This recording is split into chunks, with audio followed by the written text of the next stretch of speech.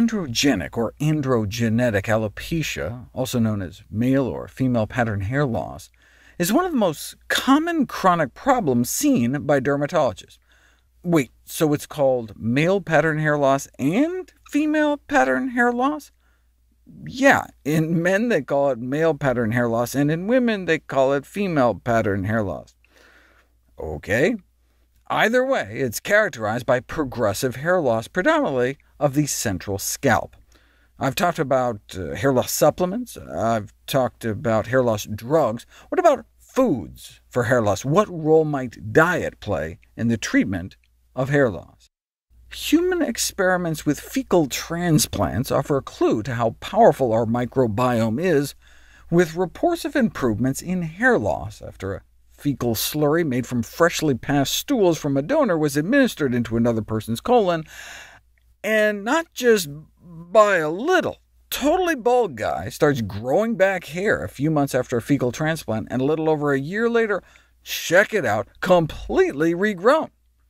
The moral of the story is not to drink brown smoothies, but to keep your good gut bugs happy. Population studies have found that male pattern baldness is associated with poor sleeping habits and the consumption of meat and junk food, whereas protective associations were found for the consumption of raw vegetables, fresh herbs, as well as the frequent consumption of soy milk. Drinking soy beverages on a weekly basis was associated with 62% lower odds of moderate to severe hair loss, raising the possibility that there may be compounds in plants that may be protective. Complementary and alternative medicine treatments boast the ability to cure hair loss safely and with less side effects than conventional medicine. However, it's important to look beyond the overarching claims in marketing to critically review the literature. For example, many studies have little relevance because the evidence was obtained on shaved rodents. Like, hey, let's smear shaved mice with bee venom. And even when they do clinical studies on actual people, sometimes there's no placebo control, so you have no idea if the food had anything to do with it. But there has been a randomized, double-blind, placebo-controlled study of compounds in hot peppers and soy, showing significantly higher promotion of hair growth. Here are some before and after pictures of both men and women. OK, but what kind of doses were they using? 6 milligrams of capsaicin a day, and 75 milligrams of isoflavones. OK, what does that translate out to in real food? You can get 6 milligrams of capsaicin in just a quarter of a fresh jalapeno pepper a day. That sounds pretty doable. And you can get 75 milligrams of isoflavones eating 3/4 of a cup of tempeh, or just straight soybeans. Soy nuts are even more concentrated, dry roasted soybeans, but given the formation of advanced glycation end products in high-fat, high-protein foods at high temperatures, I'd suggest avoiding routinely eating roasted or toasted nuts, seeds, or soy. There's also been a randomized, double-blind, placebo-controlled trial of pumpkin seed oil. Where did they get that idea?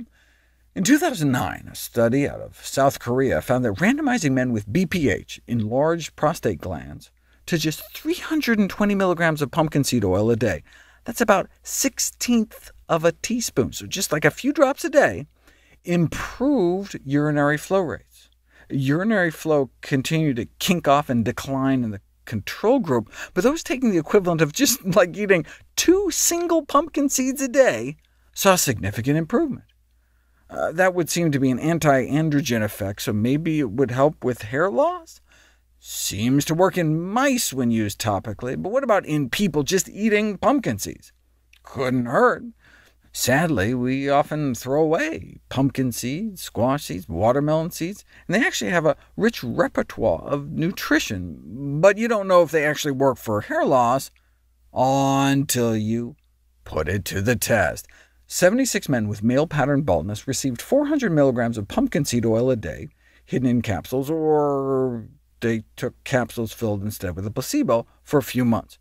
Again, that's only like eating 2 pumpkin seeds a day, maybe 2.5 pumpkin seeds, and they measured scalp hair growth with all sorts of objective and subjective measures. And After 24 weeks of treatment, self-rated improvement in satisfaction scores in the actual pumpkin seed oil group was higher, and they objectively had more hair, a 40% increase in hair counts compared to only 10% in the placebo group. Here's some representative before and after shots of the improvement in hair coverage on 2.5 pumpkin seeds worth of daily oil.